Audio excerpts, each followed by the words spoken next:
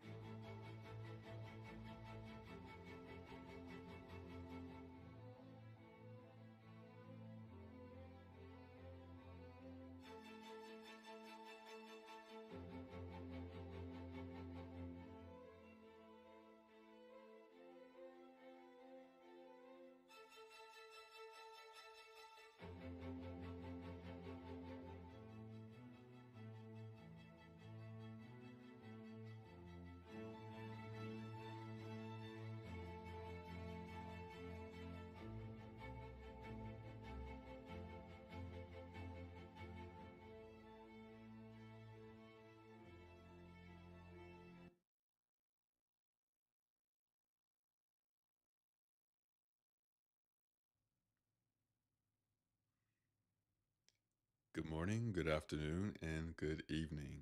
I'm the Takonome, and welcome to my humble slice of the internet. Well, humble slices of the internet. That is my Twitch channel and my YouTube channel. How is everyone doing today?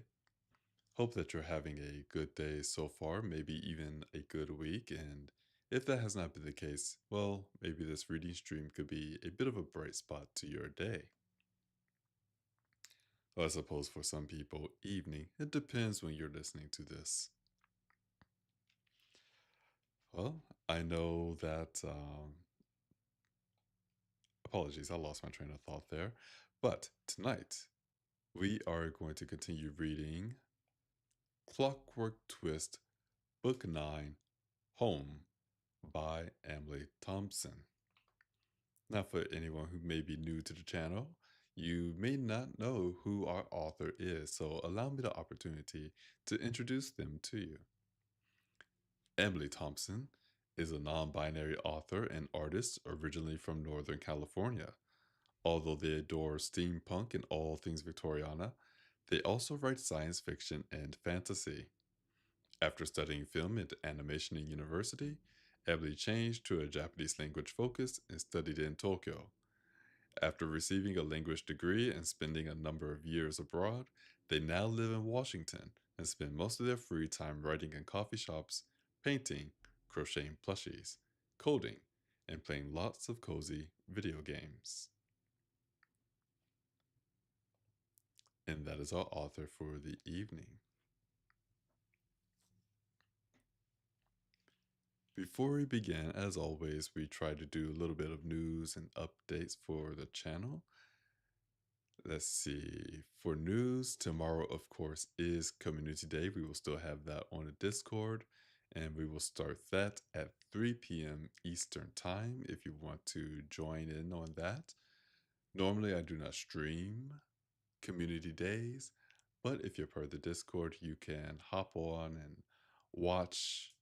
Well, I stream at least on the Discord, but some of the other people who we play with, they may also stream on their own channels. So, if you're interested in it, feel free to stop by and take a look. Other news, Monday there will not be a gaming stream.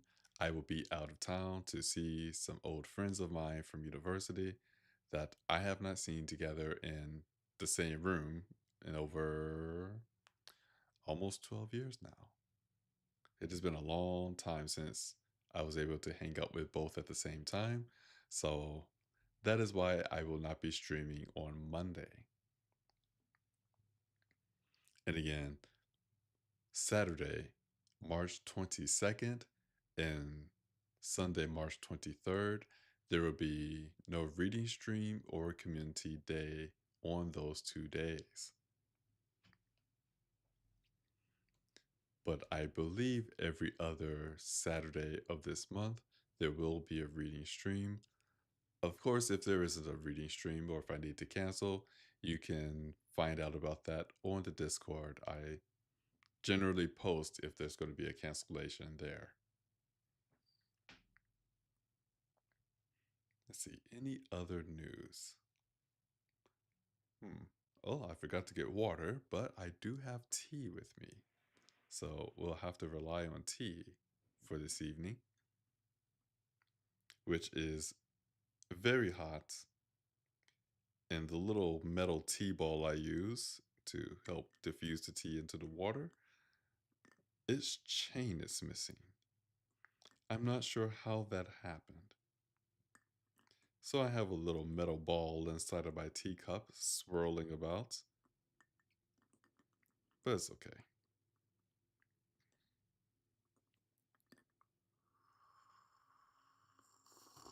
Mm, that tea is still very hot. And I believe, oh, before I go on, I see that Erudite has subbed with this channel for 26 months straight, it looks like. So, as always, to everybody, domo arigato. Thank you very much for all of the support that you give this channel, whether it is in subs or listening, follows, I suppose now this YouTube, like, etc.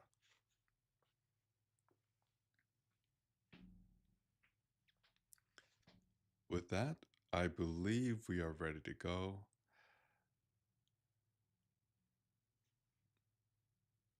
I feel as if I forgot to mention something, but I cannot think of what it is. Well, we shall see. We're going to go ahead and begin our story tonight. We are going back into Clockwork Twist, Book 9, Home by Emily Thompson. And, oh, wait. I see messages in chat. You have a metal tea diffuser? I'm going to have to gift you a silicone one. Much better for flavor. Sure, you do not have to, though. And Erudite, welcome to the channel. Clockwork Twist, Book 9, Home by Emily Thompson. We are currently on page 74. And really hoping that I could do voices tonight. Let's begin.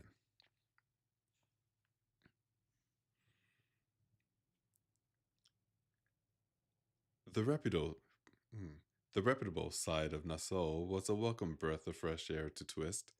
Wide, straight, clean streets cut an orderly grid out of the surrounding jungle, as if civilization itself had dropped from the sky and shoved the wild aside. Delightful-looking restaurants, cafes, and shops lined the streets with stately hotels and respectable government houses. The men and women Twist now saw strolling through the open, airy, tropical light were mostly dressed in European fashions, despite the growing warmth of the day.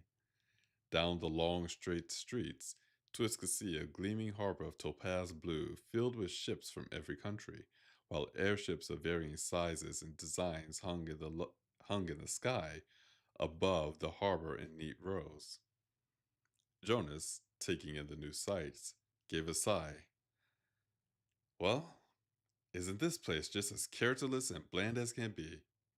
You're impossible, Twist said, shaking his head. We're finally in a nice place, and you're bored instantly. Here, look at this street. Jonas waved a hand down the block.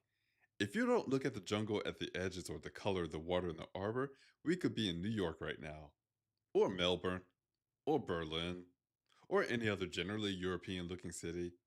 We left every drop of local color back on the fun side of the island. Wasn't it your idea to come here?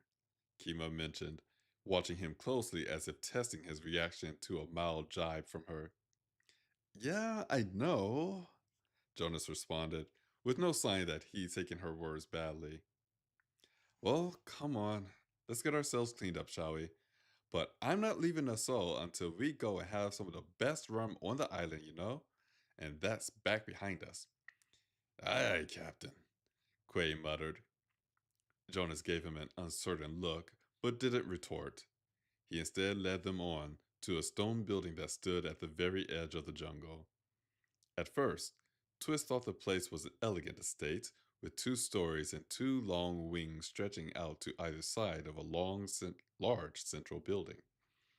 A wide lawn of manicured grass filled the front of the house, where well-dressed men and women sat in small groups to enjoy a picnic or just the clean air and brilliant sunlight. Oh, Mira, Jonas said suddenly, frowning from the thought as they all stopped at the edge of the lawn. Mira gave a tone of response. Are you planning to bathe as well? Oh, Mira muttered. I don't think I should, she said, looking to Twist. Soap and water would do your clockwork nothing but harm, I'm afraid, Twist confirmed. I suppose not, then, Mira said, looking to Jonas. Sorry, puppet, Jonas replied. I forgot about that. Hope you don't mind us waiting for you.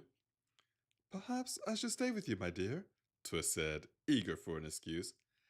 No, that's fine, Mira said with a smile. You go on ahead and have your bath. I'm sure you'll feel much better afterward. Well, I wouldn't want to leave you all alone, Twist protested. I'll stay with her, Kima offered. Besides, Pomut needs some new clothes. Mira, will you come shopping with me? Mira gasped, her instant delight as bright as the sunlight. I would love to, she said, stepping away from Twist and take Kima's arm instead. Kima smiled at her, obviously surprised by the measure of her joy at the request. Why, your boy has no luggage at all, Mira went on, suddenly serious. Not even a toothbrush. What's a toothbrush? Pamut asked. I'm not sure, but it looks like you're getting one, Kima answered him with a smirk hiding at the edge of her lips. We shall have to get you a toothbrush as well, Mira told Kima. Oh, but wouldn't you like a bath as well? I'll have one later, if there's time, Kima answered with a shrug. Well, then it's settled, Mira announced, turning to the others.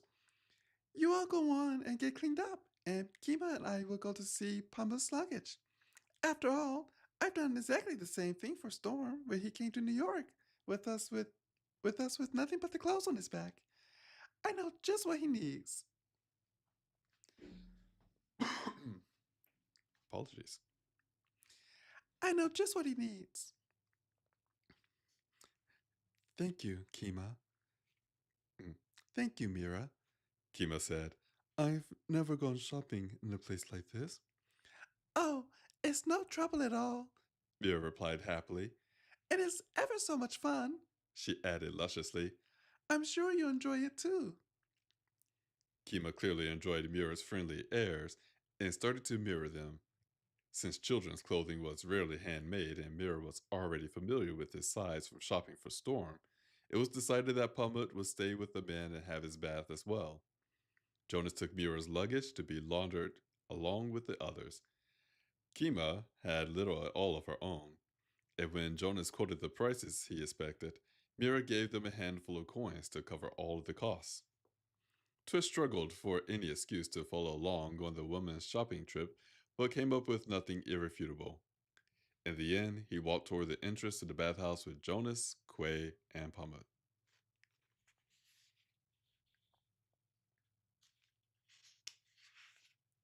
That was a pretty short chapter. This will be a very, very quick chapter break. I think I will luck out that I do not have to do Mira's voice in quite a while.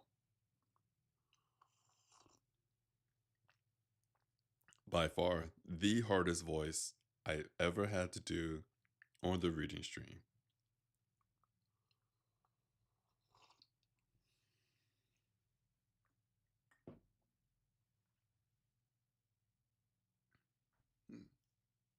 Okay, let's see if that helps. With that, let's go to our next chapter.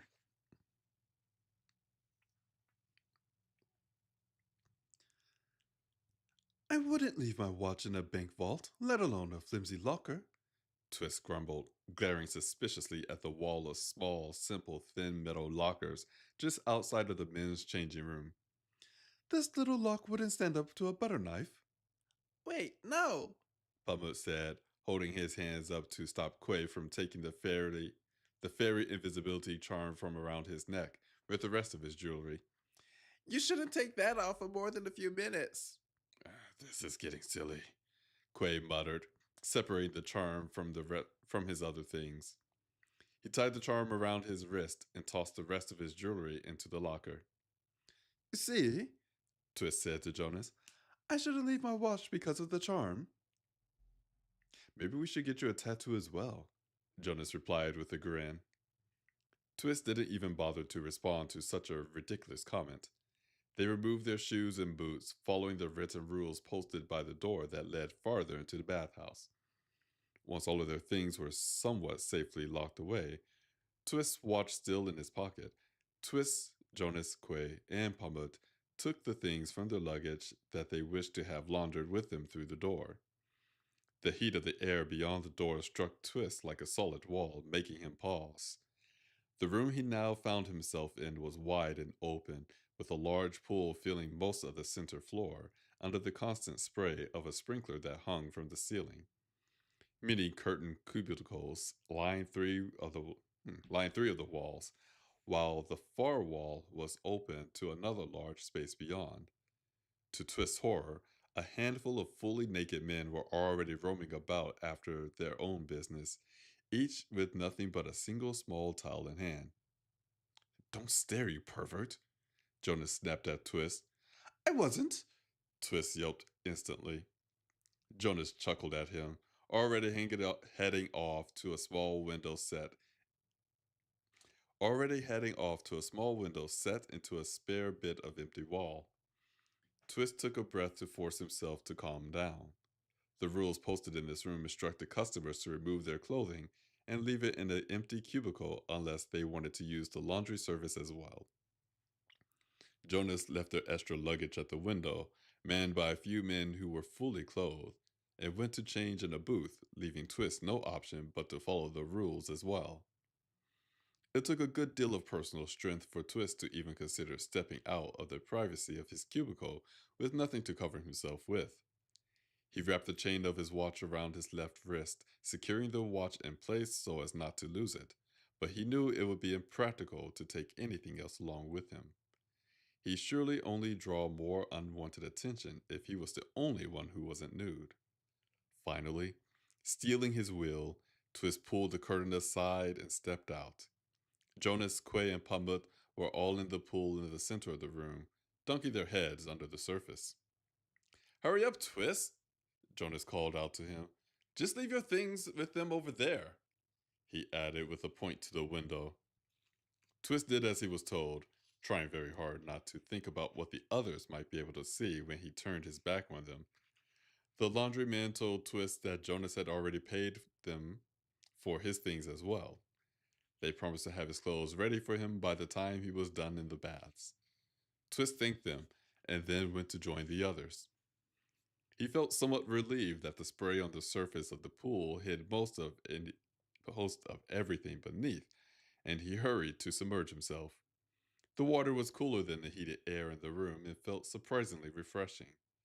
Twist held his nose to dunk his own head under the water as the others had, but was careful not to let his watch be submerged too deeply. Next, they emerged from the pool and headed on into the rest of the space. Twist found the single small towel he'd been given entirely insufficient to hide very much of him, and so he gave up trying to retain any modesty at all. It would clearly be pointless venture, he realized. He was surprised to notice that none of the other men around him paid him any mind at all anyway, and he did his utmost to keep his own eyes on faces only. Against his own will, he did note that Jonas's physique, which appeared perfectly average when hidden under his clothing, was actually significantly more muscular and developed than his own. Quay, meanwhile, had a larger frame and a heavy bulk of well-wrought muscles that promised a strength far beyond anything Twist could ever hope to achieve. Twist managed to get his gaze to cooperate and did his very best to banish these observations entirely from his mind. The net space in the bathhouse seemed to fill the front half of this ring of the building, with a wall dividing the wing into two long sections. This area was made of a long, open gallery under a ceiling of steam-dampened white tile. The large windows set in the other wall were frosted completely, but let in plenty of bright natural light. Small stations, each equipped with a faucet, thankfully bearing warm water, soaps, a sponge, a razor, and a bucket, lined the walls of this gallery, where some men were already washing themselves. Twist and the others each found an empty station of their own. Pumut looked at his bar of soap curiously for a long moment, and then glanced at the others around him as if for guidance. Having trouble, little man? Jonas asked him. No, I think I get it, Pumut said, watching another man across the room rub the bar over his skin. Hasn't the boy ever had a bath before? Quay asked, incredulous. He hasn't had a normal upbringing, Jonas explained with a shrug, rubbing shampoo into his hair. Just do whatever you need to do to get the dirt off, all right? He added to the boy. Pumut nodded, copying the motions he saw around him. Twist smiled, turning his mind back to his own business. At least he wasn't the only one out of his depth. As he dumped a bucket full of water over his head and washed the last of the suds off of him, Twist had to admit that he felt remarkably better already. I'm just having a soak, Jonas announced, shutting off his faucet. How about you lads? There's the whole reason I'm here, Quay said, apparently finished as well. Walking on through the gallery, they found doors ahead that led into hot rooms at the far end of the wing, but thankfully, Jonas and Quay showed no interest in using them. Instead, they turned around to the left to the back half of the long wing of this on this side of the building. They found a single large open room on the other side of the wall. Again, the high ceiling was made of frosted glass, spilling a bright glow down through the clouds of billowing steam. There were many large, shallow pools of clear water placed throughout the floor, each one lined with decorative blue and green tiles and rimmed with built in seating below the surface of the water. Judging by the clouds of steam, Twist guessed that only some of them were filled with hot water, while others seemed to be cool. Jonas didn't hesitate an instant to slip into an unused pool under a thick cloud of billowing steam. He sank in up to his neck and leaned back against the edge, letting out a deeply pleased sound. Quay and Pamut joined him quickly as well, but Pamut seemed surprised by the temperature of the water. Just get in, Jonas told him. Then don't move. It feels hotter if you move. His face set in grim determination. Pamut did as he was told. After a moment, his expression shifted into one of sleepy relaxation. Twist gingerly dipped a foot into the same pool and found it very warm indeed. He considered skipping this step entirely, but then glanced at Pamut. If a child could suffer the heat, Twist forced himself deeper into the pool, once again pleased to have his body at least somewhat obscured by the water. The heat seemed to press in on him, but he forced himself to hold still, as Jonas had advised. A pervasive quiet filled the thick, steamy air, broken only by distant, gentle echoes under the soft, white glow of the ceiling glass. The notion that he might be cooking himself in such a high temperature occurred to Twist as he remained still, submerged to his shoulders in the steaming water. He left his left arm and pocket watch resting at the edge of the pool, but none of the others around him seemed all concerned. Sure enough, after a moment the heat seemed to subside. As if in direct response, Twist felt his muscles relax deeply, melting into perfect harmony, languid comfort. I'm so glad you thought of this, Quay mentioned to Jonas. His eyes closed as he leaned his head back against the edge of the pool. Jonas smiled, not opening his eyes as he remained apparently half asleep. How about you, Twist? He asked, his voice smooth and quiet. Are you glad you came with us? Twist hesitated to reply. He managed to slip just a bit deeper into the water without getting his watch wet, and he was finding the soft lapping of the hot water infinitely pleasing against the skin of his neck and throat. The others glanced to him in silence. I suppose, Twist muttered in response. Jonas Jonas chuckled and leaned his head back again, closing his eyes. A prude to the end. Twist only gave an annoyed sigh and reply. He was far too comfortable to argue with anyone just now. He was just beginning. Apologies.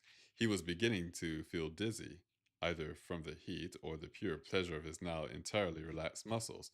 But the idea of leaving this luscious environment of soft light, billowing steam, and quiet, gentle echoes seemed preposterous. It felt like a delightfully long time before the others decided that it was time to move on. Stepping out of the hot pool, Twist was astonished by how cool the air felt to him now. Even the towels under his feet felt cold. Most surprising of all, he found that his own skin and that of his friends had reddened significantly, and their limbs left off wafts of steam for a few moments after they emerged from the water. Once again, Jonas and Quay didn't seem to think this at all alarming, but Pamut stared at his own steaming arm in bewilderment. Are we alright? Pamut asked Twist quietly, looking worried. Probably. Twist answered with a shrug. For some bizarre reason, Jonas and Quay intentionally stepped into one of the cool pools at the far end of the room. They uttered startled sounds as the cool water enveloped them, laughing at each other, and quickly stepping back out again. Pamut copied them without hesitation. Oh, I like this one, He declared, sunk down to his shoulders, and seemed quite pleased indeed. nice and cold. Come on, Jonas encouraged Twist. A nice cool dip is good for you. Having already come this far, Twist copied them as well. The cool water felt like it was filled with ice and stung at his skin, but he had to admit that he felt remarkably invigorated as he stepped out of the pool again. By the time they were all finished, the redness in their skin had vanished as well. A door through the a door through the far wall led into another room lined with curtained cubicles, along with another window manned by the laundrymen. A sign on the wall proclaimed that all swimmers were required to wear swimming costumes beyond this point, but Jonas told Twist to just get dressed. Neither he nor Quay showed any interest in swimming today, and Mira would surely be waiting for them by now. The laundrymen gave them neatly folded bundles when they told them their names. Twist wasted no time in getting into a cubicle. He dried himself with the clean towel that was provided and then happily put his clothes back on. His black trousers and silver cotton shirt felt fresh and cool to the touch and were scented lightly, now with a distinctly cleansing aroma instead of smoke. Buttoning up his sapphire waistcoat and slipping on his black frock coat felt delightfully familiar as well. He tied his white cravat into place and suddenly realized that he didn't have his boots. Instead, he'd been given a pair of simple straw slippers with his clothing, and so he slipped them on. He wiped the lingering dampness from his watch and put it back into his waistcoat pocket, fitting the hook through his buttonhole, and emerged to find the others dressed as well. Twist hardly recognized Pabut, now dressed in a simple but ordinary looking pair of gray trousers and a matching waistcoat with a blue cotton shirt. His confusion subsided as he realized that Mira and Kima must have returned from their shopping and left the things for Pamut with the bathhouse staff. Jonas knelt before the boy, showing him how to properly button up his shirt. There you go, Jonas said, standing to admire his work. Now stuff that extra bit into your trousers, and you're all set. What about this part? Pamut asked, tugging at his still open waistcoat. You don't need to button that, Jonas said with a wave of his hand. His own emerald waistcoat left ruggishly undone over his now clean and pressed white shirt. His light brown jacket and trousers were now perfectly devoid of suit stands as well. Don't listen to him about fashion, Twist said to Pambut. He dresses like a pirate. No, he dresses like a pirate, Jonas countered, pointing to Quay, who hardly looked like himself without his abundant jewelry, which was still locked away with their shoes at the bath entrance. I dress like a sky pirate, Jonas added proudly. What's the difference? Pambut asked. Those are both pirates. Sky pirates have more class, Jonas said with a smug smile. Quay snorted. I'm a sky pirate as well, you know. Sure, Jonas replied, but you dress like you belong on a schooner taking on a Spanish galleon just off Tortuga. While Quay leveled a scowl at Jonas, Twist shook his head and mocked an impressed expression. Why, Jonas, I had no idea you had standards of any kind. Jonas turned to Twist softly, slowly, a dangerous edge to his surprised smile. All right, that one is going to cost you, Dandy, he promised with a warning point to Twist's nose. Maybe not today, maybe not tomorrow, but just as soon as I come up with a fitting revenge. Worth it, Quay said, barely containing his chuckling. Twist, I have a new respect for you.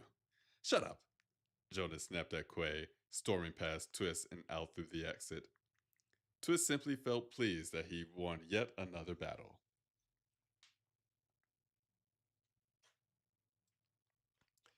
And here we're going to take a quick break and a little bit of tea here.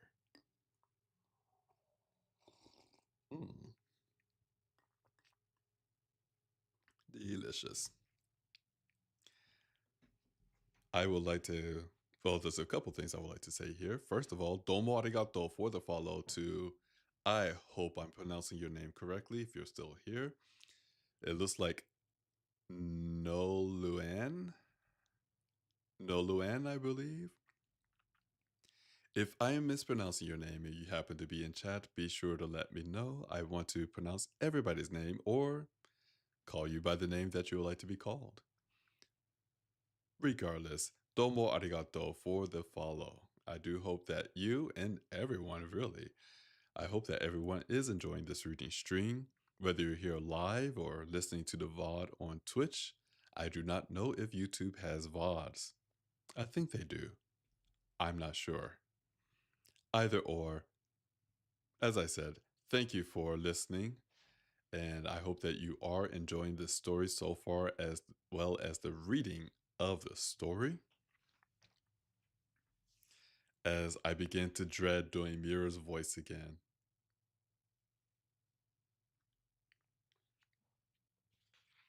I feel that the next chapter definitely have Mira talking, but we will do our best.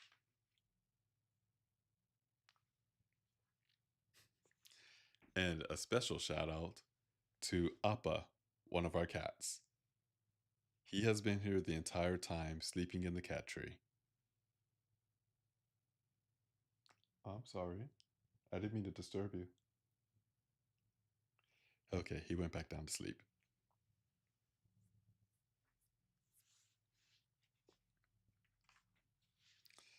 Sorry, Mira isn't like every book. That's okay. It is what it is. Amira is the only character in the entire series that I struggle with for voicing consistently.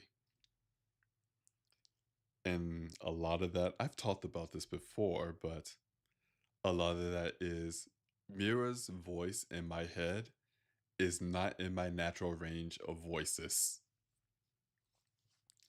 So if you want a gruff pirate, I can do that. If you want a stuffy British person, I can affect that enough. If you want other type of voices, I could pull that off. But Mira's voice, I cannot pull off consistently. However, we do our best nonetheless.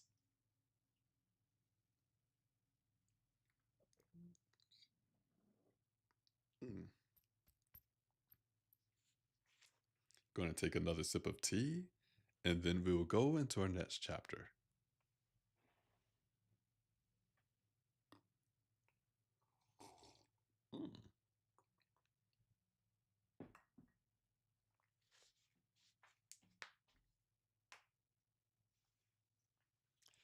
And with that, next chapter.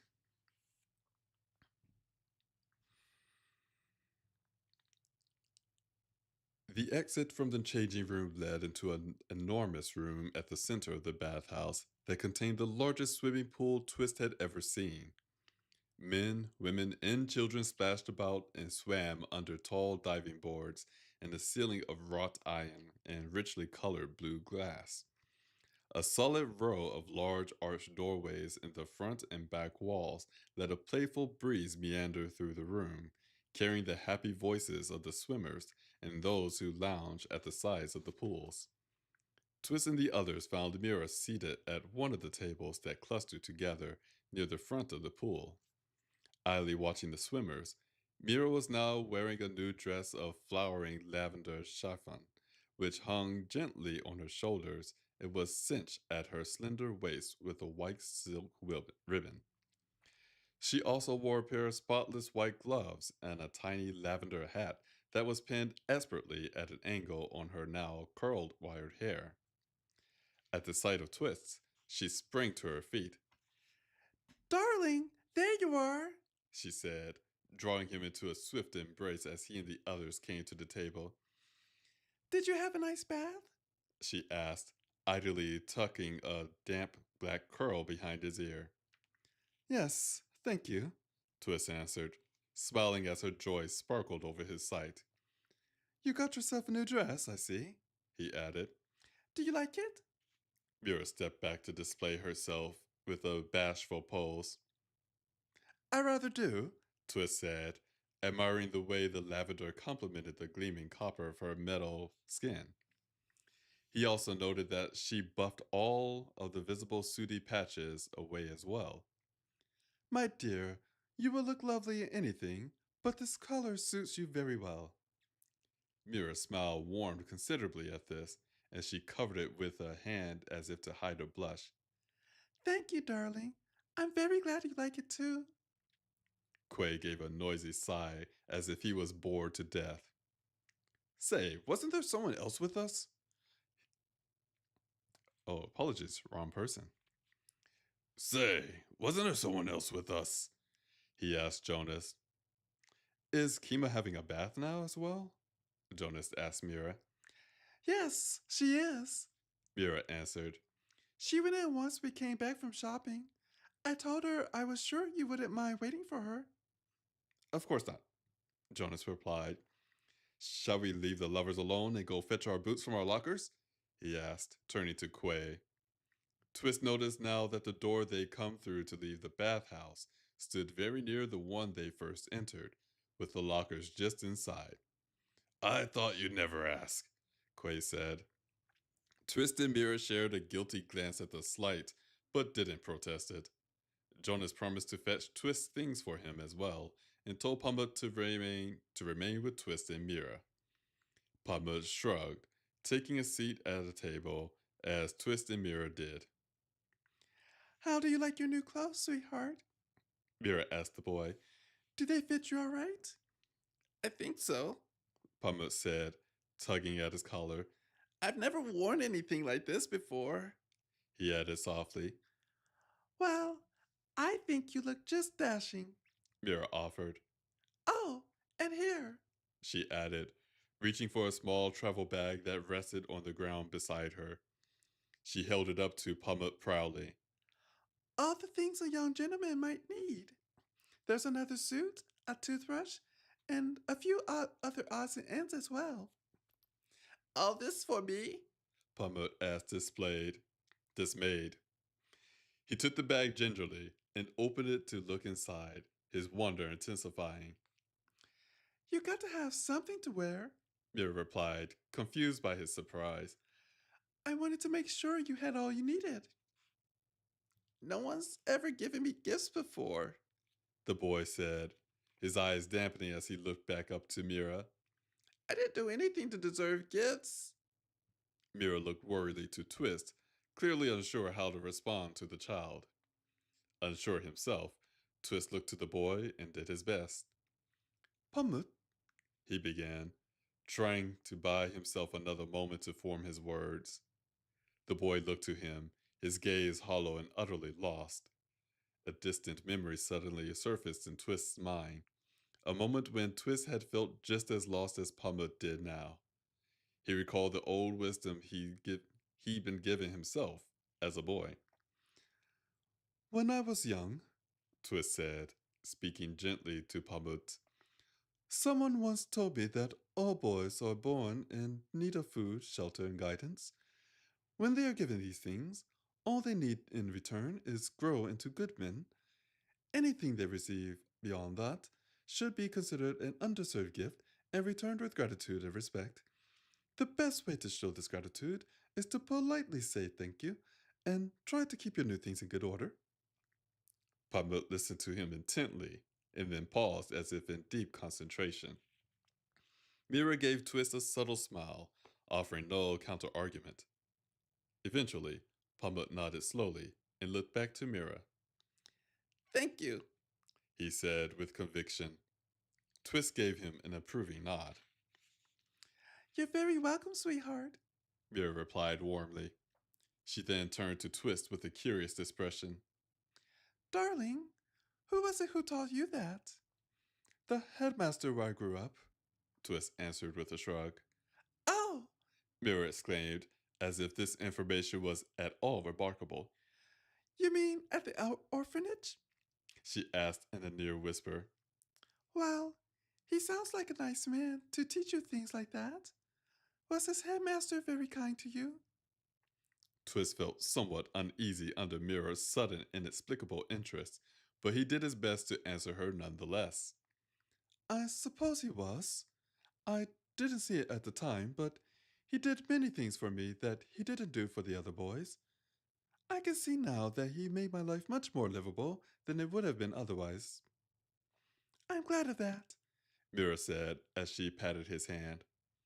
Twist felt a rush of excitement pulse through her emotions at his touch.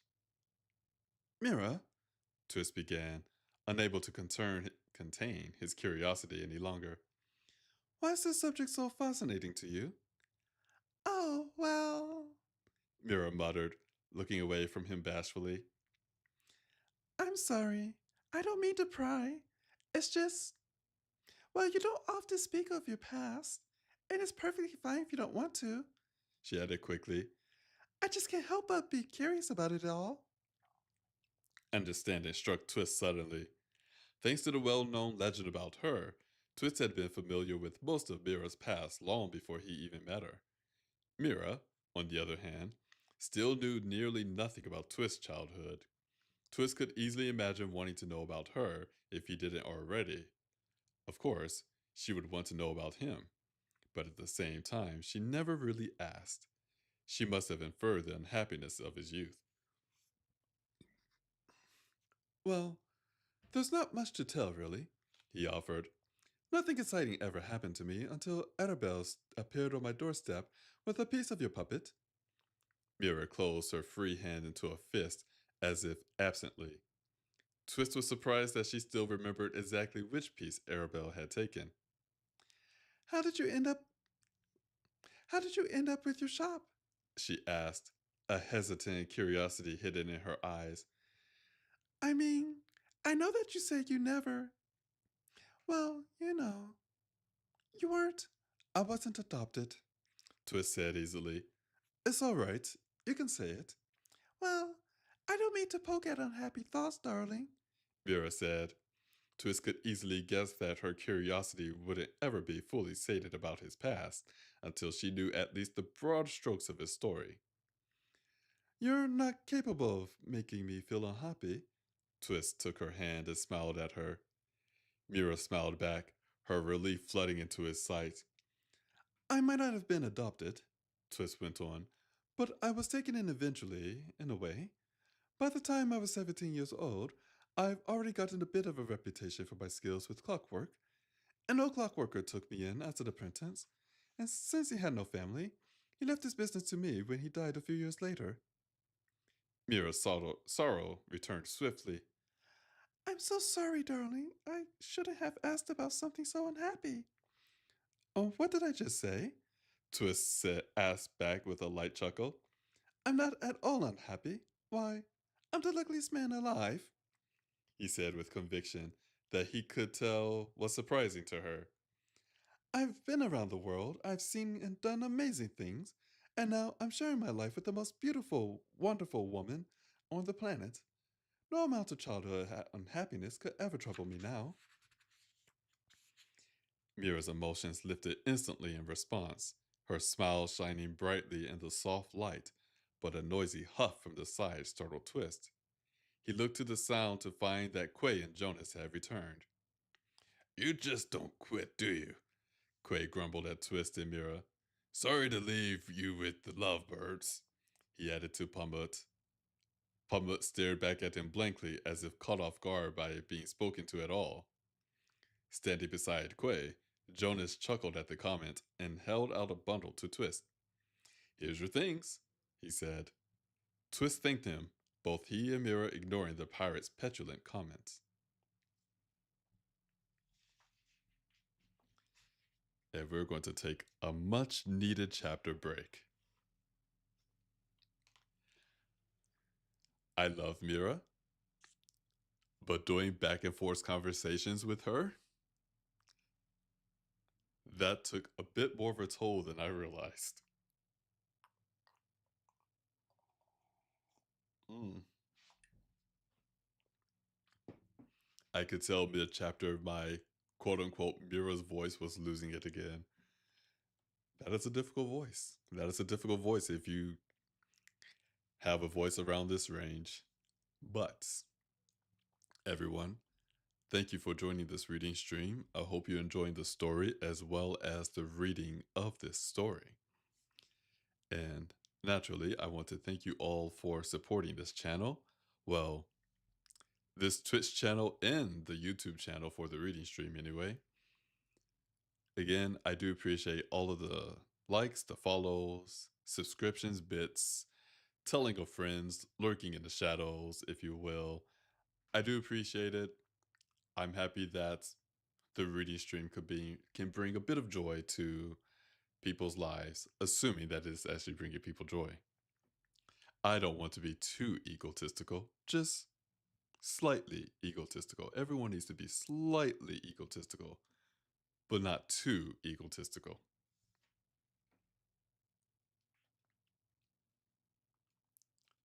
And I'm going to take another sip of tea.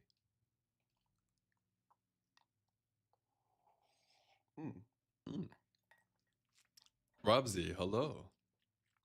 Before I forget to say hello as well, hope you had a good day today. From Mythical, hello Mythical. What kind of tea, Taka? Well, I'm glad you asked, Mythical, because I am drinking a favorite of the reading stream, especially for this series, Clockwork Twist, called the Clockmaker. And yes, this tea is inspired by this series. And in it, the ingredients are toasted green tea, orange peel, pine smoked black tea, rose petal, and aged black tea. One of the reasons why I like this tea a lot is that it has that tea taste, if you will, but it's smooth. It doesn't feel bitter. And there's a nice little aftertaste from drinking it. It's a nice tea. I think it's a really nice blend. And where, oh where, could you find such delicious tea? Where does Taka get his tea, you ask? Why? Allow me the opportunity, whether you want to or not, to tell you about a tea shop in Seattle, Washington called Friday Afternoon. That's right, it is time for our unsponsored, but we're going to pretend like we're being sponsorship that's not sponsored by Friday Afternoon, the tea shop in Seattle, Washington. If you go to their website, www.fridaytea.com, you will find a wide variety, in fact, a new selection of tea on their website. And I say new selection because now the spring fandom selection is here. And allow me the opportunity to tell you about one of their teas in their springtime seasonal collection. It is aptly named Spring Tea. And the description goes as follows. Our youngest tea blend developer, apologies. Our youngest tea blender developed this one at age 6 and has been a household favorite ever since. Perfect for any time, this bright citrusy floral tea is sunshine in a cup and bound to bring a smile to your face. Ingredients: hibiscus, lemongrass, chamomile, marigold. And again, this is part of the spring rotation, so it is available from now, literally today, until June 3rd. And there are some reviews for this tea as well. There are 3 reviews here. I do not know why it does not show the date anymore. I can't tell you when these dates are from. I blame one of my extensions. So if you go to www.fridaytea.com, you will probably be able to see the dates of these reviews for the Spring Tea Tea. Spring Tea Tea. But I can assure you they're all 5 stars. The first one, 5 stars, Lively, but not too loud. A really nice herbal blend. Everything works together. I like to drink it throughout the day in sort of a cold brew with a little maple syrup. Maple syrup. Next 5-star review, bright and tart. A bright and tart spring herbal blend. I really dislike lemongrass, but is well blended and it isn't astringent at all. The final review here, also 5 stars, so bright and cheery. Just try this blend for the first time and I know it will be a forever favorite. It's bright and cheery and really lovely as a morning pick-me-up without any caffeine. And there you have it. That is today's tea that we're going to talk about. Spring tea. And you could get that from Friday Afternoon at their website, www.fridaytea.com. And again, that website is www.friday, like the day, and tea, like the drink.com. And Robsy, I still need to get that answer for you as to whether or not they can send you tea to South Africa. I may have to contact them directly. I did. Thank you. Hope you did too. And that your mom had a wonderful birthday. That is correct. Today is actually my mother's birthday. I gave her a call to wish her a happy birthday and to catch up. It was a very nice call.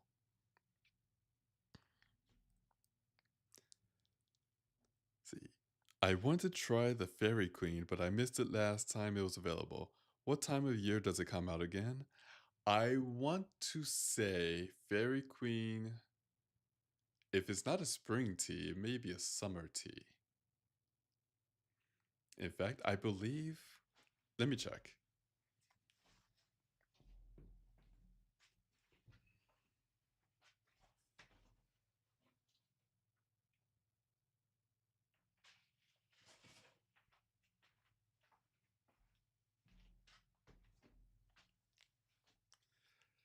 Okay. I believe it is a fall tea. It's going to be some time before it comes back. Oh, no, no, no. No, no, no. I think. Let's look it up. I'll look it up on the website. I'm at www.fridaytea.com and we're going to look up Fairy Queen. I want to say it's a fall or winter tea, but now I'm not sure. The Fairy Queen is a fall tea. It is fall, which I believe is the same for Anansi's Web, one of my other favorite teas.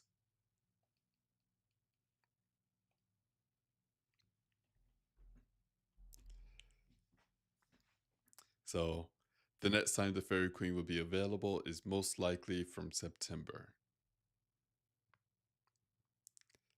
Let's see, from Rosie, it's all good, homie.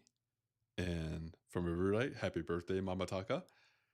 And I think I'm gonna make some tea now. Why does it never fall?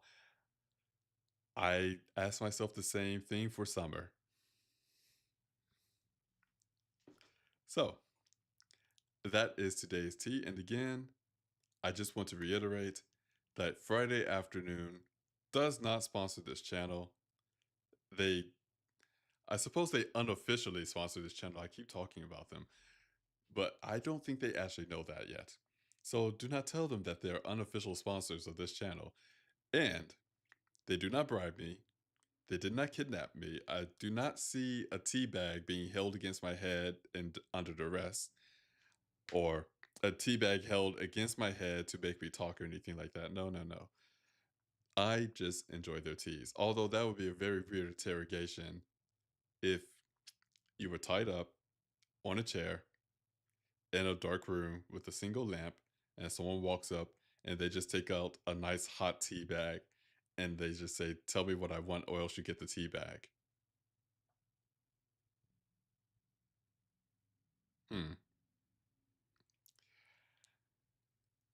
And now I will stop before I try to write a story in my head about that. Mm.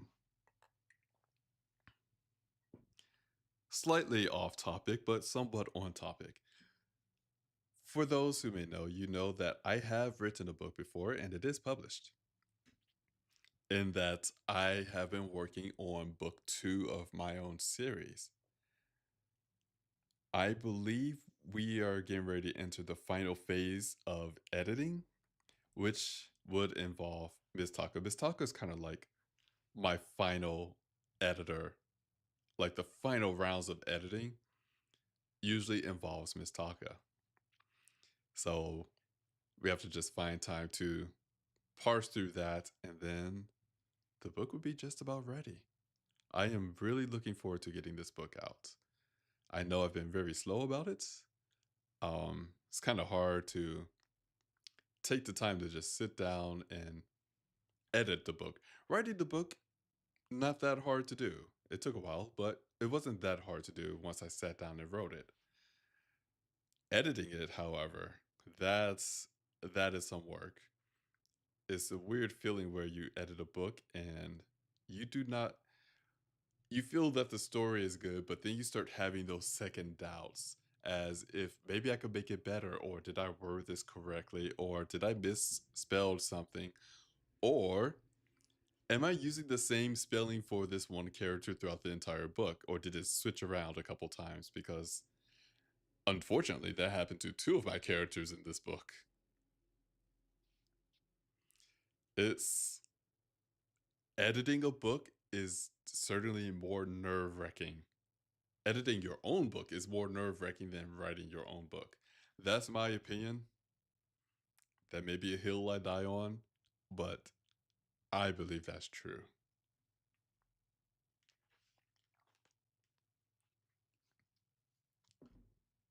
Take another sip of tea. Mm. And once again, I do want to thank you all for joining this stream. Hope you're enjoying it so far,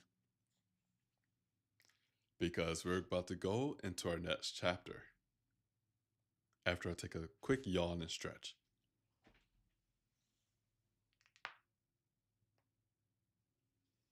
Mm. And Appa the cat is still here with us. He has moved, but he has not moved from his cat tree.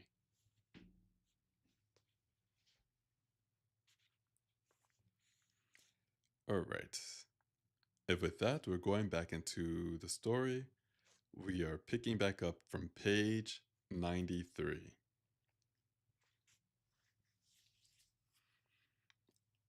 Oh, apologies. Here we go.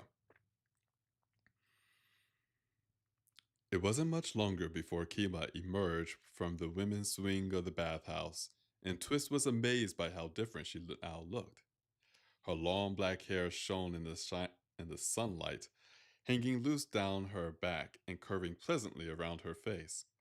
She wore a new set of clothing now as well, a long cotton blouse of a rich purple color, which sat somewhat open at her throat and hung past her hips over a pair of earth brown trousers and sturdy looking leather boots.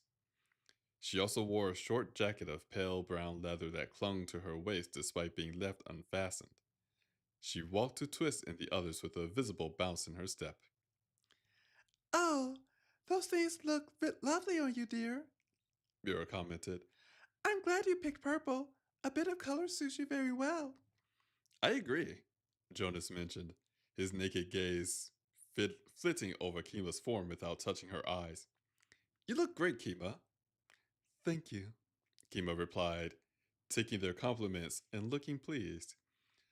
I'm glad you insist that I have a bath after all, Mira. It feels very good to be clean again. I thought it might, Mira said kindly. How are you, Dor? Kima asked Pumbut. Apologies, I have to pause for a second. I'm going to type this word into chat.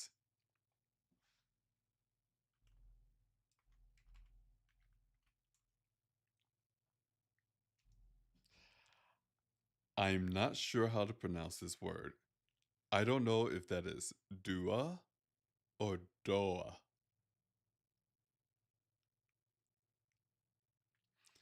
Apologies, I can't let this go. What is this word? I've never seen this word before.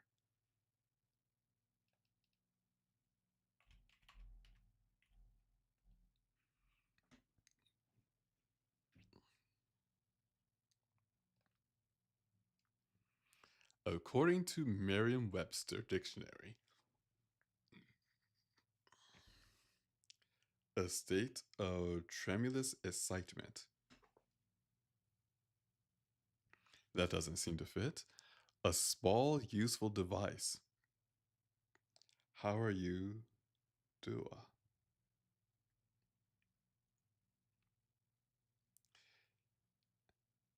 It seems to be a word. Oh wait, that's doodah. Apologies.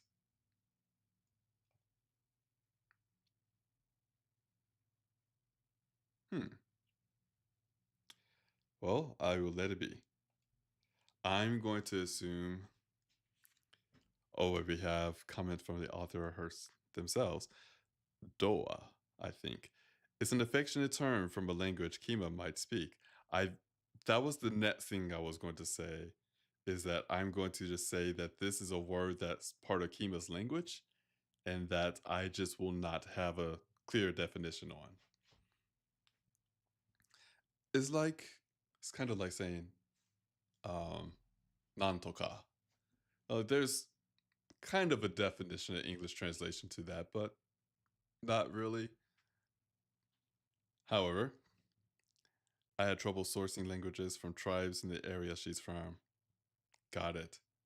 Thank you for the clarification, Erudites. We are going to go back. We're going to go back one sentence. We're going to start back from there. I thought it might. Mira said kindly. How are you, Dua? Kima asked Pamut. Mira gave me gifts, He said, clearly still astonished by the whole event. Twist said I should just say thank you and that it's all right. And I did. Kima glanced to Twist with a smile. He's right, she said to her son. You did right to listen to him. She then looked over her son in his simple gray suit and gave a quiet sigh. You look just like Storm did when I got him back from the school. I do? Pamut asked, surprised. My master told me about Storm.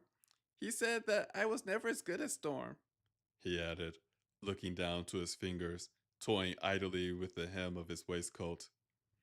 Twist was surprised to hear the boy speak of his sinister replacement with such a clear sense of glorification. It was hard to believe that the boy would feel anything but jealous scorn for the creature who had stolen his childhood. Kima dropped to one knee beside Pamut's chair and reached out to turn his face to her. Pamut froze, staring at her in fear. Listen to me, Pamut. She spoke gently, but her tone was solid as stone. To me, Storm was never as good as you. I didn't mean to compare you two. I'm sorry, she added, stroking the edge of his face with her fingertips. He means nothing to me. I only took care of him because I thought he was you. I only took care of him because... Oh, I read that.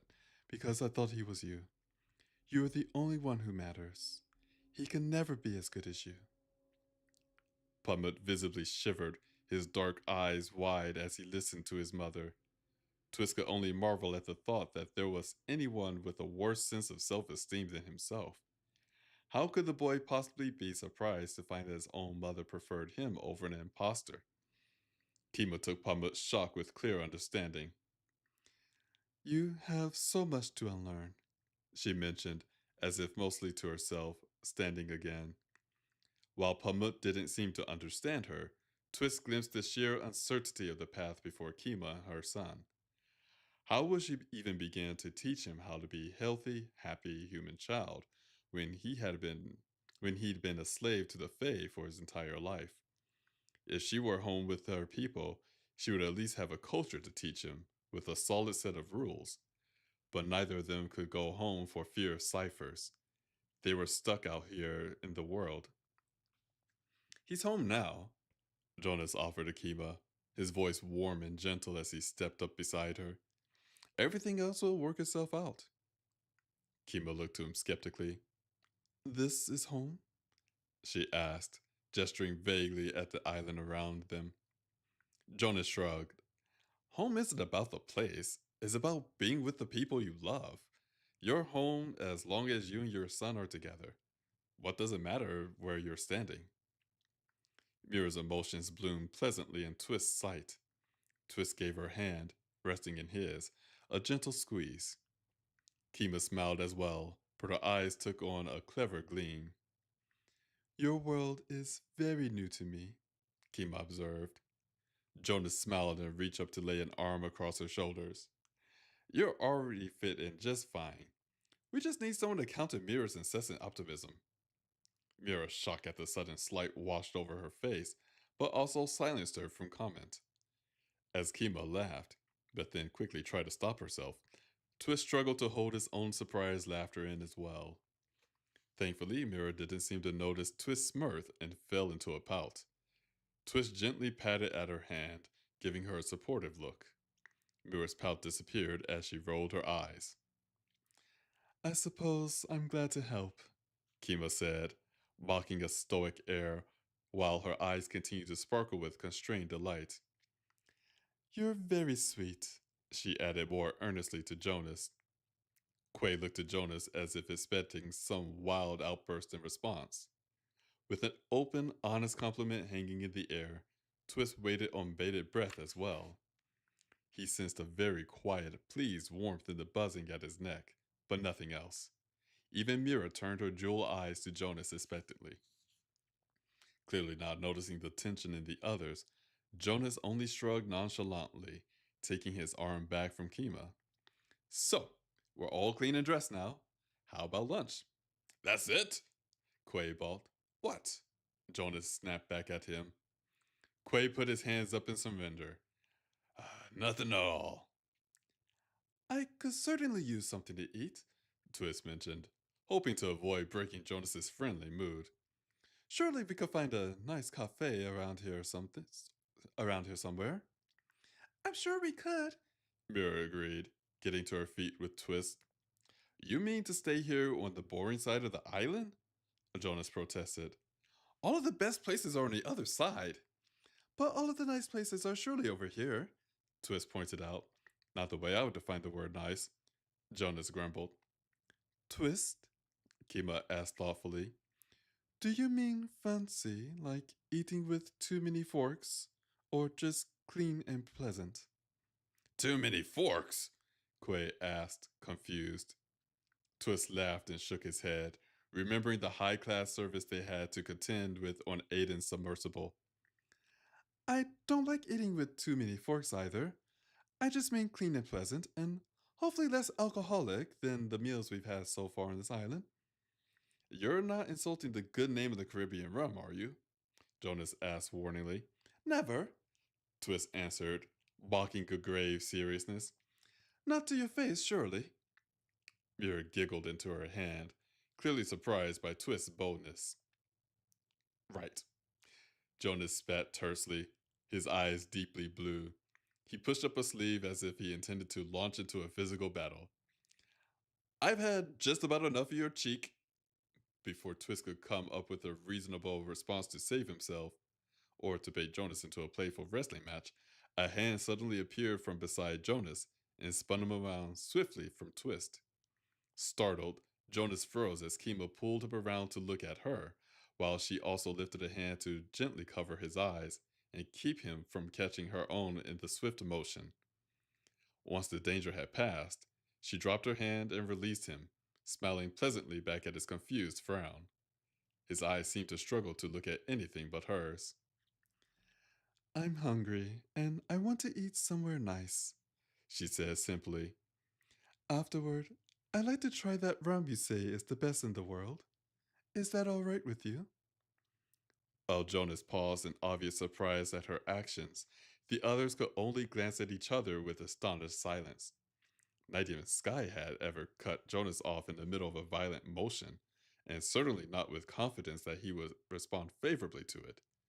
Kima's subtle attention to make sure he didn't accidentally catch her gaze reverberated in Twist's mind as a remarkably astute and caring gesture as well. The buzzing in Twist's neck warmed quickly, but Jonas's expression didn't change to show it. He looked only calm as he remained careful not to look her in the eye. "Whatever you say, bossy," he replied, the spite in his voice as false and thin as tissue paper. Kima's smile returned, satisfied. "Well, thank you," she said sweetly, her sarcasm as thick and round as meringue. "You're very considerate." A thrill of something hot and exciting shot through the buzzing in Jonas's neck, making Twist shudder against it. Jonas reached up to the black goggles that rested above his brow and pulled them down to cover his eyes as a wicked grin spread across his lips. "Kima, knock it off or I'm going to kiss you." A flicker of surprise flitted through Kima's face, but suspicion covered it quickly. "Do you think that sounds threatening?" she asked, her tone as cool as a shadow. Quay laughed to himself, watching Kima as if she were performing an astonishing feat. Mira simply gaped. Even with his eyes hidden behind his goggles and his features held static, Jonas showed every possible sign of alarm, his posture turning tight, his skin going pale, and his cheeks turning somewhat pink, as she confidently called his bluff. Twist realized that his own mouth was hanging slightly open as wild confusion sparked in the buzzing at his neck. Twist closed his mouth, waiting for the unexpected. After an instant of silence, however, Jonas seemed to recover from his shock and swiftly turned his back on her, his face flushed across a bright, artificial smile. "So, lunch?" "Right," Twist said very quickly, copying Jonas's tone out of nervousness. "Let's be off. Well, where should we go, dear?" he asked, turning to Mira. Let's try this way. Mira said, moving on with no hesitation at all, a guilty smirk squirming for freedom on her face. Obviously rather pleased with herself, Kima said nothing else as she gathered up her new luggage and offered a hand to her son to lead him along. The boy seemed to be the only one who didn't feel at all awkward, while Jonas hurried on to walk with Twist and Mira at the front of the group. Twist glanced aside at him as Jonas pulled his goggles off again to watch his course. Jonas's eyes were a bright, airy blue when he looked back at Twist with a shadow of alarm still hanging on him despite his efforts to dispel it. Twist caught in his friend's eyes the glimmer of gratitude for helping to change the subject, and he nodded silently in response. "You let him off too easy, you know," Quay said to Kima from behind him, a wry smile clear on his voice. "You don't know how rare it is to get Jonas off his footing." "Shut up, Adair," Jonas snapped at him over his shoulder, but the sound of Kima's light laughter silenced him from further retort.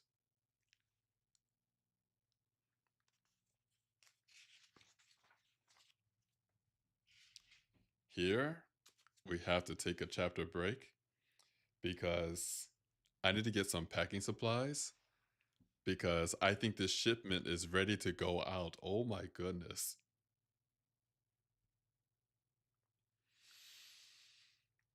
They they are definitely a package. They need to be shipped. And everyone knows it. Everyone has to know it now, which really makes me wonder, will Sky find out about this? I hmm. For a long time, there's already been suspicions that maybe, just maybe, Jonas has deeper feelings for Kima for a very long time. But until recently, I just assumed that I didn't know if the feelings were romantic or not, but I knew Jonas had deep feelings for Kima. I didn't know if Kima had the same feelings for Jonas. And maybe not at the time. But this last chapter kind of confirms it. They need to be shipped. I don't know to where, but they're being shipped.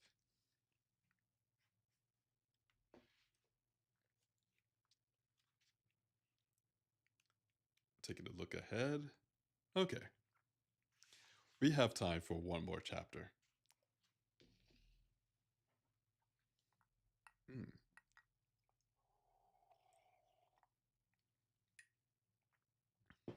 Once again, thank you everyone for joining this reading stream. I hope you're enjoying the story as well as the reading of this story.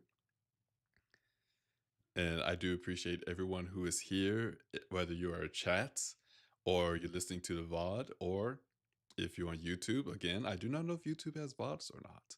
But either way, I do appreciate you all being here.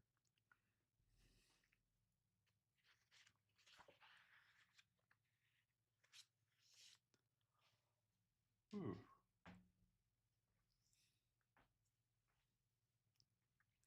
Doing a little bit more stretching and moving around. I see a question from Erudite. I am allowed to ship my own characters. I believe you are absolutely allowed to ship your own characters. Of course, characters do have a mind of their own, but you can still ship them. Oh, one moment. Appa, you're awake? Looks like he's cleaning himself a little bit. I don't know if he needs to leave the room or not. Appa, if you could wait 10 minutes, we'll be done with the reading stream. He's still bathing himself. Jonas and Kima are so cute together. They are. Of course, I feel as if we're going to find out later in the series, how will Sky take this development? But we will see. It will also explain why, even though Sky and Jonas seemed very close to each other and that they were a sure package, it would explain why Jonas was a bit cold to Sky when she had to go off on another mission. And since Jonas can see the future of people when he looks in their eyes, or their demise, and he does get glimpses of his own future, so he must have seen him and Kima together. My guess. Appa, I'm going to read the next chapter. You ready? Oh, wait, hold on. He's getting down. Or he's... Okay, it looks like he needs to get out. One moment.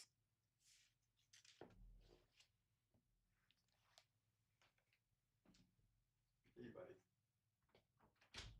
There you go. I'm going to close the door now.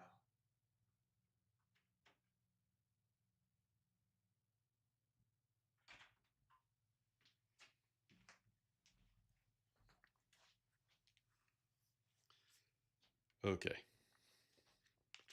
With that, let's go into the last chapter for the evening.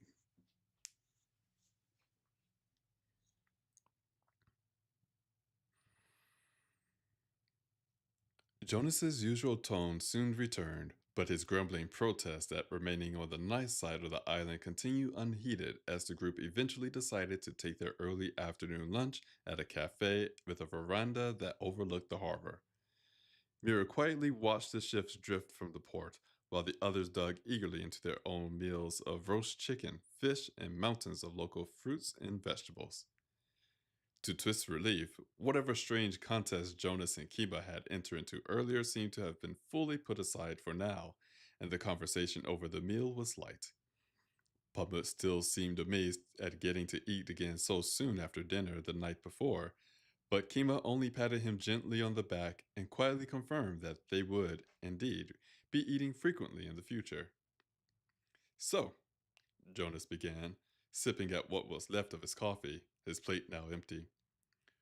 What do we need to do to be sure we're not set on fire again tonight? When no one answered him, Jonas looked at Pamut more directly, while still avoiding the boy's eyes. Oh, Pamut said, putting on a thoughtful face. well, He said, hesitantly at first. without blood magic, Mr. Quay's charm can't protect them in his dreams. I need to cast a spell over where he sleeps to make his charm stronger. Here we go, Quay grumbled. Look, I can find my own lodging. But you know too much already. Pumbut said, looking frightened by this idea. He glanced around at the others before continuing. You could dream about all of this, including the fact that they survived last night. He added with a point to Twist and Jonas. And even where to look for them. It's dangerous to leave you unprotected. Quay rolled his eyes, turning his attention listlessly back to the food still on his plate. What do you need to cast this spell? Jonas asked, annoying Quay. A stick of chalk or some paint to draw a symbol on the floor under his bed, Pumbut said. And I'll need some sage for smudging. And we must be sure there are no mirrors in the room with him, or that they are covered up. Actually, it wouldn't be a bad idea to do that for all of us, just to be safe. All right, Jonas said, nodding. Goodness knows I don't want a repeat of last night if I can help it. Twist gave a breath of a laugh and shook his head. It's amazing what we've come to accept, isn't it? So you're aware that all of this is all crazy then? Quay asked hopefully. No matter how it sounds, Pumbut's advice is all we have to go on, Jonas answered. Pumbut gaped silently at him, as if this were a great and unexpected honor. But honestly, Jonas went on, not obviously noticing the boy's reaction, if we need to be painting on the floorboards and burning sage and all that, it's going to be tricky to find a hotel manager who's going to allow it. Oh, Pumbut murmured, as if suddenly remembering something. The others looked at him questioningly. Pumbut looked back at them all. What is it, Pumbut? Kima asked. well, He went on hesitantly. I forgot to mention, now that we know we're under attack, we shouldn't stay around anyone who knows about us. I mean, a lot of people know about the fire last night, and they could dream about it accidentally and give away that we're still here. I can't protect the whole town. How do we guard against something like that? Twist asked. Can we go somewhere else? Pumbut asked with a shrug. Somewhere where no one knows we survived any fires? Where no one knows either of you two? He added with a gesture to Twist and Jonas. Now that the Fae are looking for you, they'll be paying a lot more attention. I don't even know if Summer knows your name yet, he said to Jonas. Or the name that you're using now, he added to Twist. Or any of our names. But if they know any one of them, it'll be easy to find them.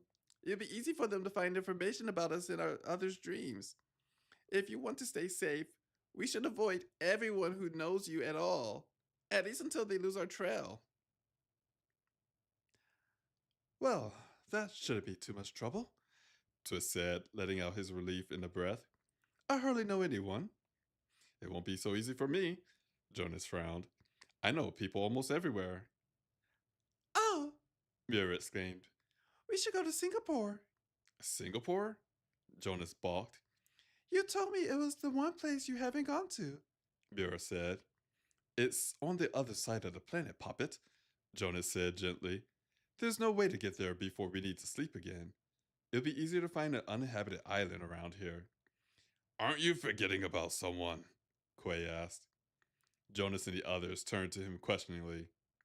What about your sister? Jonas breathed a curse. You're right.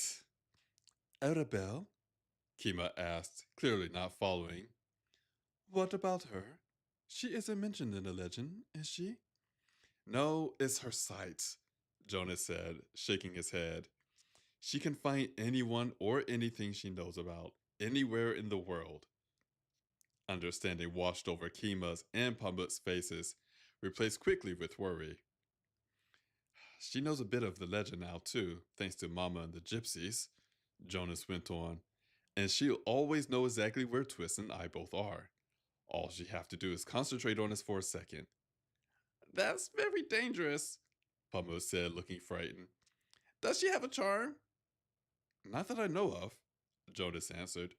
She doesn't even believe in fairies. Then the Fae must not know about her yet, Pumbut went on. Or we'd be under attack right now. But if they ever realize what she can do... He shook his head, looking frightened. If they catch her, they'll find you for sure. Even if she never tells, she has to sleep. All they have to do is watch her dreams. She needs a charm. Pummut paused, looking at the others nervously as if his sudden passion was unseemly. I mean, I think so. He muttered, his shoulders hunched up. Kima looked at him worriedly. Don't be shy about this stuff, mate, Jonas said to the boy. You're the only one who knows what we're dealing with. None of us have a clue. If you think we need to go give my sister a charm, then that's what we'll do. Padma listened to him with clear astonishment, his eyes wide in wonder. Wait, we're going to go find the Vimana now, Quay protested, holding up his hands. What about Singapore? That sounds like a much better idea. The kids just said there's no running away until Arabelle has a charm, Jonas said. And the fact that you entertain his madness is deeply troubling, Quay replied. Kima tossed the pirate a scowl. He's not mad, Jonas snapped. I told you to stop insulting people. Quay tossed his hands in the air. Fine. You want to take all the trouble to go find your sister God knows where, then I clearly can't stop you. But where the hell are you even going to look? You do not have her sight. Didn't we just talk to Arabelle on Aiden's ship? Kima asked Jonas. Twist instantly remembered the quick mirror conversation they had with Arabelle when trying to find out who had kidnapped Tasha out of thin air. At the time, the Rooks had tracked down the Vimana somewhere near the North Pole, just so that they might speak to her. Surely, the Rooks wouldn't have held the crew after that and would have let them go about their business. The Magpies would have let her go, right? Jonas asked, articulated Twist's thoughts so completely that it startled Twist somewhat. So she and the Vimana should still be out looking for sunken treasure near the North Pole. That was only 2 days ago. Even if they already found some treasure to plunder, it would take a little while to get at it, if it's stuck in ice. They'll still be in the area. Are the Magpies after her too now? Quay asked, clearly confused. Long story, Jonas said with a wave of his hand. She's fine. We could ask them to find her again, Kima suggested. Twist noted a ring of hesitation in her voice on this point. He didn't want to go asking for help the very day after they left the Rooks either. Twist noticed Mira look to the locket watch that Sky had given her, which hung by its long chain over her heart. The hidden communication device inside it will allow them to speak to the Rook's Central Command quite easily, if Twist managed to amend it. At the moment, however, it was still nothing more than a timekeeper. We don't need the Magpies, Jonas said, shaking his head. We can find Arabelle ourselves, but we should head north as quick as we can if we want to find the Vimana. Twist pulled his pocket globe out and opened it, bringing the mote of lightning to life. He frowned, noting that the North Pole was a considerable distance from the Caribbean. That's rather a long way from here. Well, it would help if we were moving, Pamut said bravely. We should be safer on the move than in one place anyway, especially if we travel alone. Alone? Jonas asked. Meaning not a commercial ship full of strangers? Pamut looked back at him, startled. I don't know. Yes, maybe, I think. He added, while Jonas's face took on an expression of forced patience. Yes, the boy finally decided. It'll be easier to protect a few people instead of many. Fair enough, Jonas said with a shrug. How can we travel around the world without taking a ship? Twist asked Jonas. Well, Jonas said with a growing grin, there is one good option. There is? Twist asked uncertainly. Jonas smiled to Twist with sudden blue eyes. Mira, could you buy us an airship? Mira gasped. Good heavens, I can't I? Our own airship? Twist asked, astonished by the idea. Why not? Jonas asked happily. She can buy anything. Why shouldn't we get our own ship? It would make this whole running away business a lot easier. And if we had our own ship, Twist added, then we could travel the world however we please, without ever having to deal with annoying people or uncomfortable arrangements. Exactly, Jonas proclaimed. But what about a crew? Twist asked, fearful of getting too excited before thinking the notion through properly. Haven't we already got one? Jonas replied.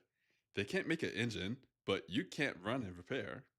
Sorry, they can't make an engine that you can't run and repair, Twist.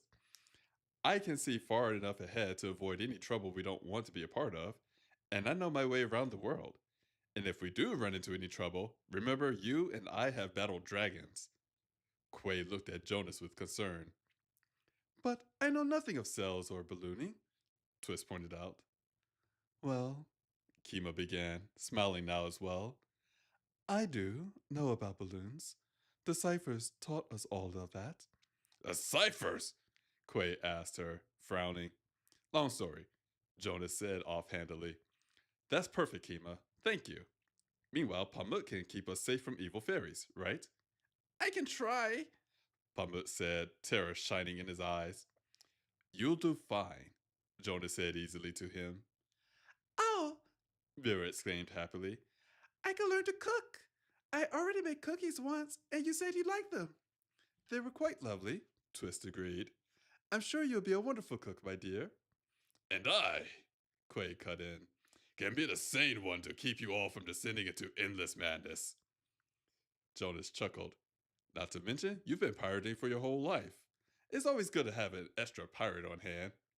I could be your captain again, Quay mentioned. No, Jonas said without hesitation. Quay scowled at him. If you want to be captain, you're going to have to get your own ship. But so long as Mira's buying the airship, it'll be Twist or I playing captain. You can have that role, Twist said, lifting up his hands. I don't want it. Wow, that was easy, Jonas said happily. What if I want to be captain? Mira asked, her expression cross but mirthful. If I buy it, it's my ship, you know. Then I'll arm wrestle you for it, Jonas said, already offering her his hand across the table. Mira laughed. Then never mind. I abdicate. I'll not wound your pride by beating you. Oh, how thoughtful, princess, Jonas said in mock gratitude. I try, Mira said.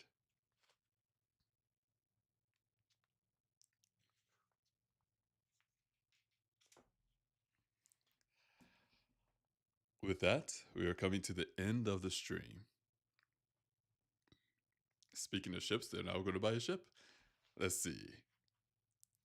I think Sky is too much of like Arabelle, not exactly his type. Okay, I can see that. I can see that. I guess. I would say I guess Jonas sees Arabelle like a sister, but not Arabelle. Sky. I guess Jonas sees Sky like his sister, but that's a very awkward Star Wars moment every time Sky kissed Jonas. Just throwing it out there. And from Robsy, I settled for Coke Zero instead. Oh, instead of tea. Now to hold on. Oh, Robsy, if you are still here, I don't think I will have the energy to do our Link to the Past gaming tomorrow. We're going to have to try again another time. I would say maybe next Saturday. I would think next Saturday I could pull it off a little better. From the author, not sisterly, just the annoying and pushing part. Oh, okay. I'm glad we do not have any awkward Star Wars moments between Jonas and Sky. Not that they're actual sisters. Siblings. It's not that they're actual siblings. I mean, it'll be fine, if they wanted to do things away from the audience that the audience shouldn't see, or maybe they have to pay extra to see. But if Sky was his sister, then we would have to go to law or court or something like that. I digress. Everyone, thank you for joining the stream. I hope you enjoyed this the reading of the story as well as the story itself. Definitely the story itself. And once again, I want to thank you all for joining, whether you're here on Twitch or YouTube, in chat, or listening to the VOD. And also, domo arigato for the follow, too. Oh my. Okay, how do we pronounce this? Ziza Ziza Dali.